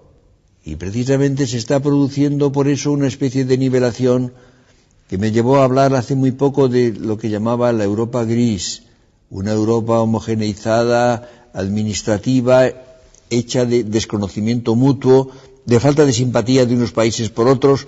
Los países europeos han luchado toda su historia, pero se han admirado, se han querido, han estado a veces enamorados unos de otros, con amores que a veces matan, pero esto ha ocurrido así. Esto es lo que echo de menos ahora. Pues bien, cada país europeo ha representado una modalidad propia, una modalidad original, una cierta manera de vivir y de sentirse en el mundo. Y España no es una excepción, al contrario, quizá más bien ha sido un caso extremo. España probablemente ha tenido una intensidad de la vida, una cierta dosis de lirismo en una época en que una oleada de prosaísmo se extiende por gran parte del mundo, una especie de calor, de intensidad, de proximidad, de capacidad de convivencia, de capacidad de diálogo, que ha sido relativamente excepcional y que ha sido una constante en la historia de Europa. Yo creo precisamente que si se mira esto, si se llega al núcleo fundamental, que es la forma de la vida, la configuración de la vida, España resulta un país profundamente original. Y precisamente por haber tenido siempre una continuidad de proyecto que se ha transformado, que ha tenido muchas versiones, que naturalmente tiene que adaptarse a las condiciones objetivas del mundo en cada momento, si esto se tiene en cuenta, si se mira a España desde dentro, se descubre con sorpresa que es posiblemente el país más inteligible de Europa. Y no se olvide que en conjunto Europa, que se había puesto siempre a la carta de la razón, a la carta de la lucidez, es quizá el continente más inteligible del mundo. Desde 1492, desde que se completa la Reconquista, España es una nación cristiana. Ya no hay un Estado musulmán, como había existido hasta entonces, ya es una nación totalmente cristiana, como las demás de Europa, en ese sentido. Y se produce un cambio que es sumamente curioso. En la Edad Media se habla mucho de la tolerancia medieval. Los medievales eran tolerantes unas veces y otras no, pero lo que ocurre es que en la Edad Media se reconocía la realidad y la variedad de la realidad. En España, por ejemplo, no solamente había una parte del país que estaba bajo el dominio musulmán, sino que además había muchos musulmanes dentro de la España cristiana, los mudéjares, y había judíos. Alfonso VII, por ejemplo, lleva el título de emperador de las tres religiones. Y a veces llegaba el rey a una ciudad y salían los cristianos con sus símbolos, los musulmanes con los suyos, los judíos también con los suyos. Es decir, parecía normal, parecía que la realidad era varia, era múltiple, y esto podía parecer mejor o peor, podía parecer que unas formas eran superiores a las otras, pero existían.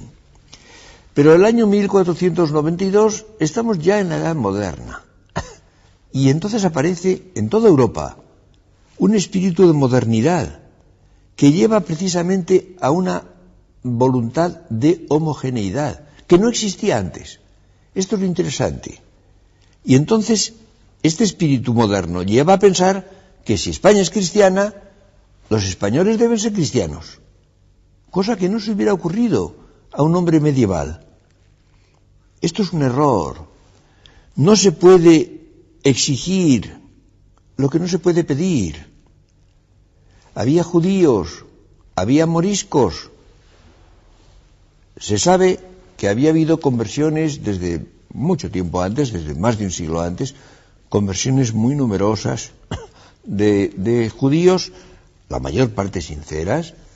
No había dificultades. En libros del comienzos del siglo XV o de fines del siglo XV, se habla, por ejemplo, de figuras importantes, se habla de que eran del linaje de judíos, por ejemplo, obispos importantísimos, con la misma naturalidad con que se habla de que eran del linaje navarro, del linaje aragonés, o portugués, o castellano, o que eran de origen noble, o que eran de origen de labradores.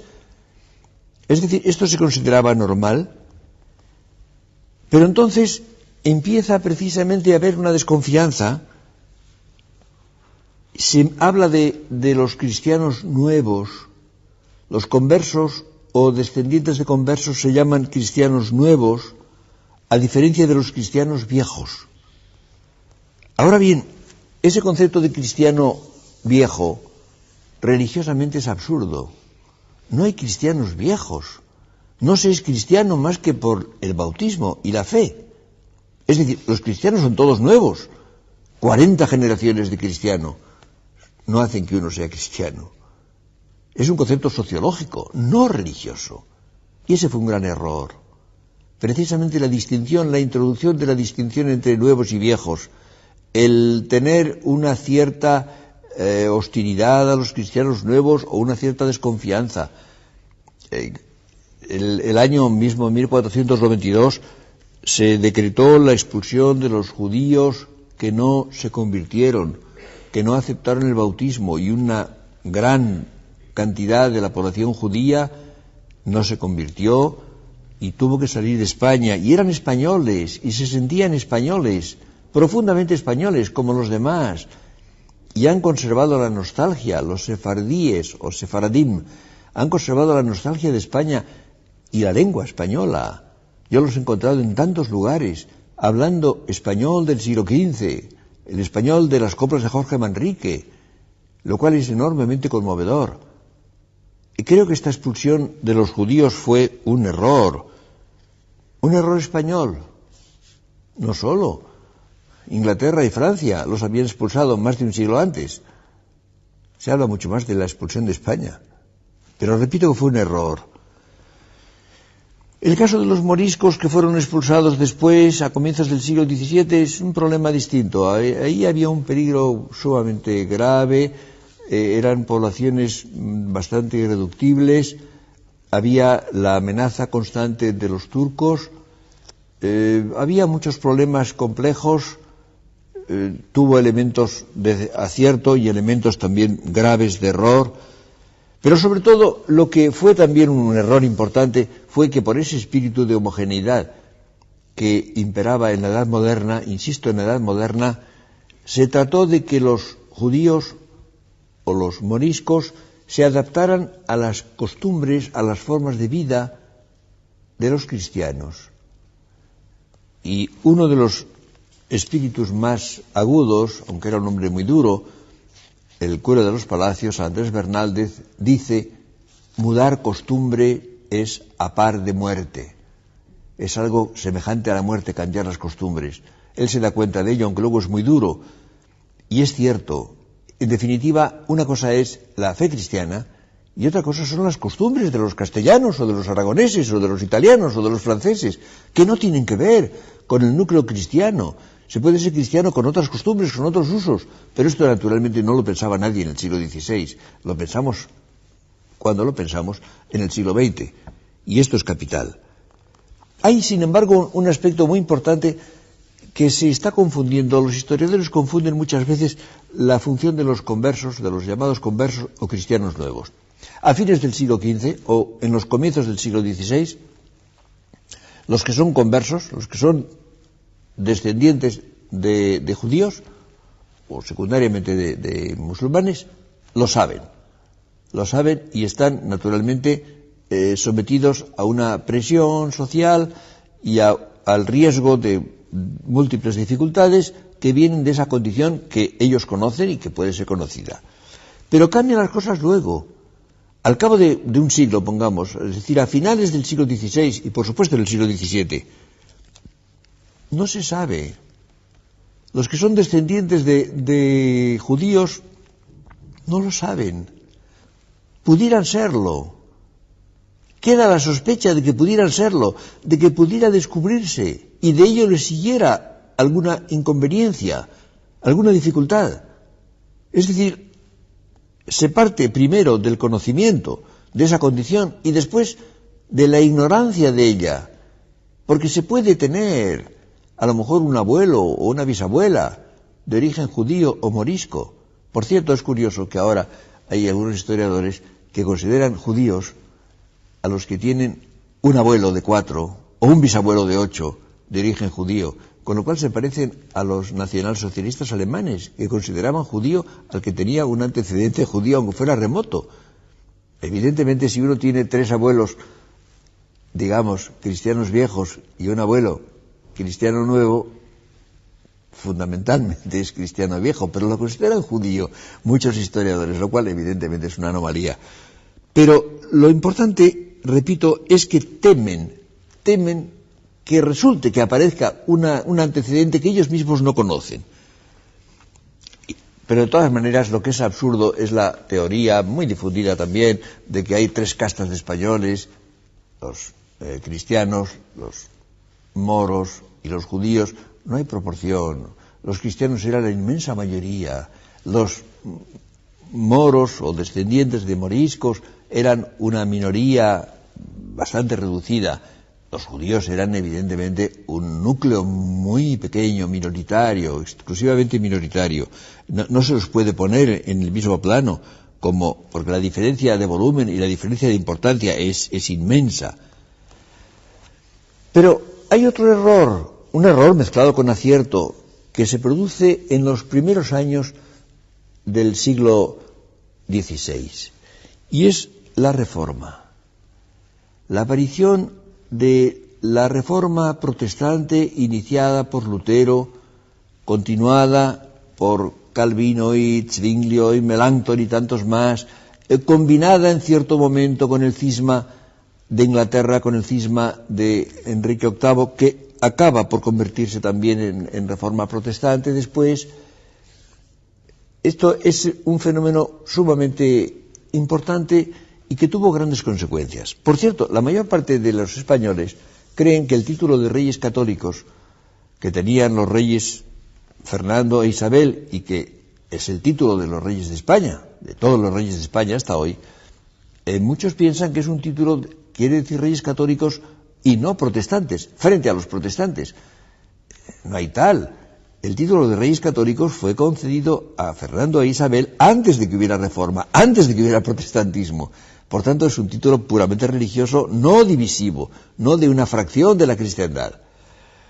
Pero España, que se había identificado con el proyecto cristiano, que había identificado la condición española con el cristianismo durante toda la Edad Media, cuando se produce la ruptura de la cristiandad por la reforma protestante, no la acepta.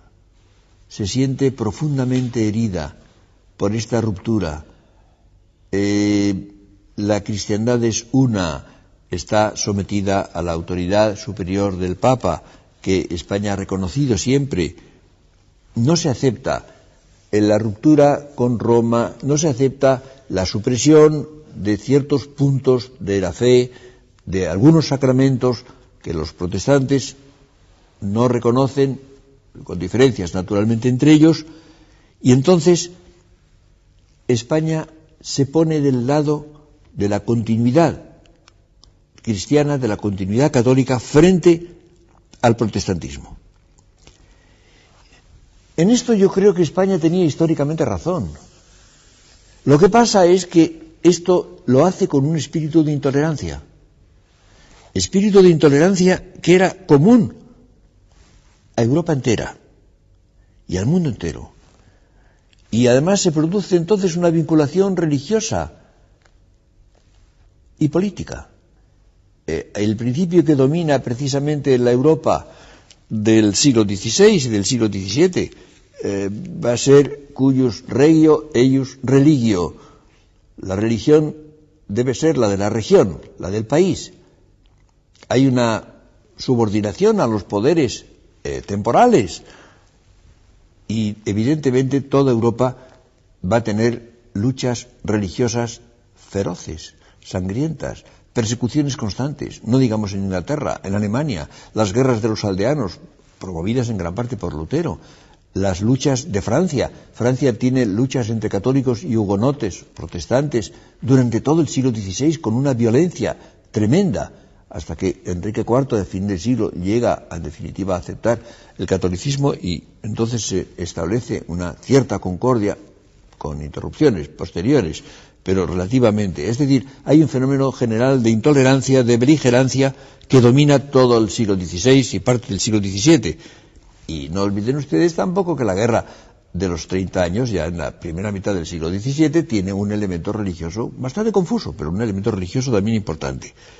Esto es capital. Y hay que contar, por tanto, la actitud de intolerancia, la actitud de confiar incluso en la represión. La Inquisición fue un grave error, evidentemente, tampoco exclusivo de España, pero fue un grave error, que además tuvo el inconveniente de disuadir de cierto tipo de trabajos, de cierto tipo de investigaciones, que podían ser sospechosas. Es interesante cómo los españoles del siglo XVI y del siglo XVII cultivan menos ciertas disciplinas que podían tener inconvenientes, que se miraban con sospecha. Es una época, es el siglo de oro, la época de mayor esplendor cultural de España, pero esa cultura española maravillosa del siglo de oro es incompleta.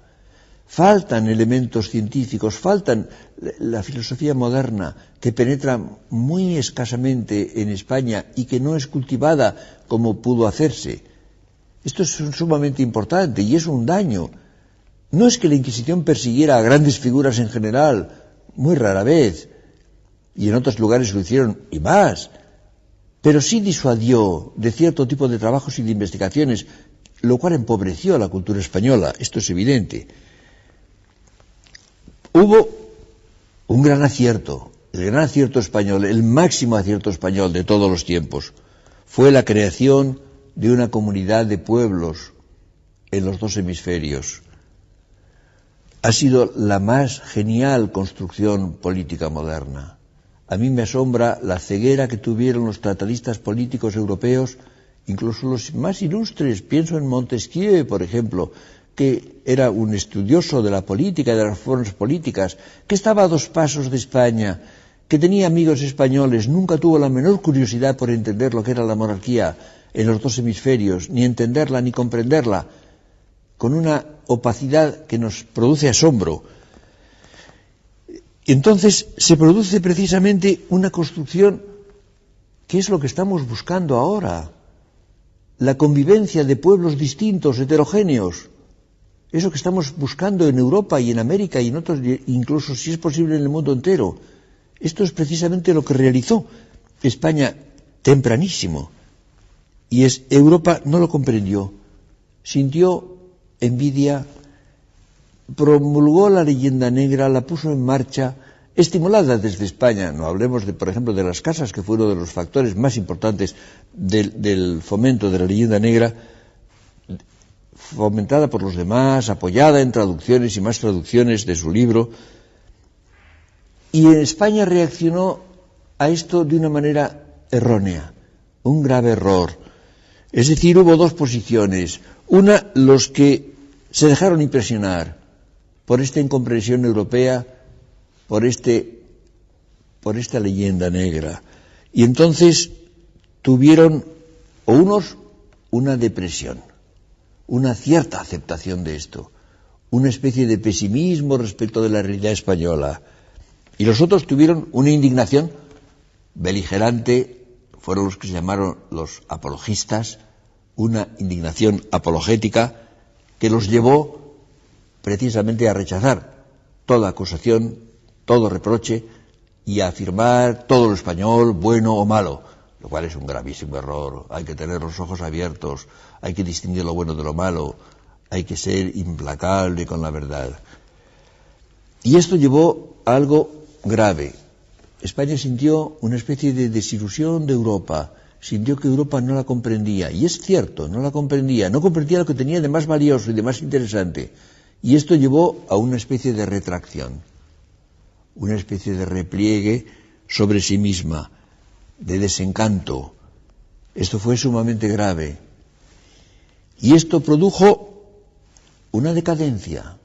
Es cierto que ha habido una decadencia en España. Lo que pasa es que esa decadencia empezó realmente muy tarde. Y cuanto más se investiga, más ve uno que fue solamente muy al final del siglo XVII. Por ejemplo, no en tiempo de Cervantes, jamás la hubo, ni mucho después. La decadencia se produce, en definitiva, en la segunda mitad del siglo XVII, ya en tiempo de Carlos II. Y no fue tan completa como se piensa. Y sobre todo afectaba, esto lo vio con más claridad que nadie, no un historiador, un escritor, Azorín, afectaba a España, a la España peninsular, no al resto de la monarquía hispánica en América, que tiene una expansión y un esplendor extraordinario. Pero en definitiva se produce esto, y es curioso cómo la imagen de la decadencia, la visión de la decadencia española fue más allá de la realidad. Hubo cierta decadencia. Los españoles vivieron una decadencia mayor y más larga. Y lo más curioso es que, si se pregunta por los comienzos de la decadencia, la mayor parte de los españoles fijarán una fecha, algunos la hacen retroceder, algunos dicen que en tiempo de Felipe II, algunos dicen que hasta antes, lo cual es bastante absurdo. Pero si se te pregunta cuándo terminó la decadencia, nadie habla del final de la decadencia, porque el gran supuesto es que no ha terminado, ni terminará, lo cual es evidentemente un absurdo, es enteramente falso. Por ejemplo, todo el mundo sabe que la gran escuadra que llamaron la Armada Invencible en tiempo de Felipe II fue destruida parcialmente, pero en fin, fue bastante destruida por los ingleses y por los temporales el año 1588. Pero ¿cuántos saben que 10 años después, cuando muere Felipe II en 1598, se había construido una flota mucho mayor que la Invencible? Es decir, el poder naval español no terminó entonces, terminó en 1805, en la batalla de Trafalgar, no en 1588. Esto indica hasta qué punto se tiene una visión deformada de las cosas. Es decir, la decadencia efectiva, la decadencia real, que existió parcialmente, pero existió, fue interpretada exageradamente, mucho más allá, y se llegó a la actitud de que no tenía fin, de que no tenía término ninguno. Y entonces, con esto, se renunció precisamente a los hallazgos propios, a los descubrimientos españoles, a las superioridades reales que tenía España, que las había tenido. Es decir, es curioso cómo hay una serie de tentaciones a las cuales se cede y entonces se produce un error, y al lado de eso hay aciertos, hallazgos, descubrimientos, momentos de plenitud. En definitiva, en la historia se puede llamar error a la infidelidad a lo que es el proyecto propio. Cuando un país no es fiel a lo que es su proyecto auténtico, su proyecto originario, comete un error y entonces entra por una vía falsa en la historia, lo cual siempre se paga, o bien se repliega, se retrae, como ocurrió en cierto modo a España. Yo recuerdo muchas veces esa imagen de un poema de Baudelaire, de Don Juan en los infiernos, en que presenta a Don Juan cuando está cruzando la laguna Estigia para ir al infierno y está apoyado en su espada y mirando la estela que la barca deja en el agua. Yo así veo precisamente a España a fines del siglo XVII y todavía a comienzos del XVIII, envuelta en su capa, sin querer mirar, sin dignarse mirar, recogida en sí misma, lo cual no puede hacerse. Es la actitud de decir a Europa, de la cual estaba desencantada, no es esto, pero debía haber dicho no es esto, sino esto otro, y haber hecho su propuesta, haber hecho su afirmación personal y propia. Y después del siglo XVIII, que es un siglo extraordinario en España, un siglo blanco, un siglo sin violencias, un siglo de convivencia, de proceso de enriquecimiento y de prosperidad extraordinario, un siglo mal estudiado, un siglo que en los últimos 30 o 40 años se está conociendo bien, pero hasta hace poco tiempo era muy mal conocido y ahora está mostrando su riqueza. Este siglo termina mal, termina naturalmente con las dificultades de la Revolución Francesa y, sobre todo, con la invasión napoleónica, con la Guerra de la Independencia terrible entre 1808 y 1814. Y después viene el absolutismo de Fernando VII, que fue opresor, que no tenía nada que ver con lo que había sido la monarquía del siglo XVIII.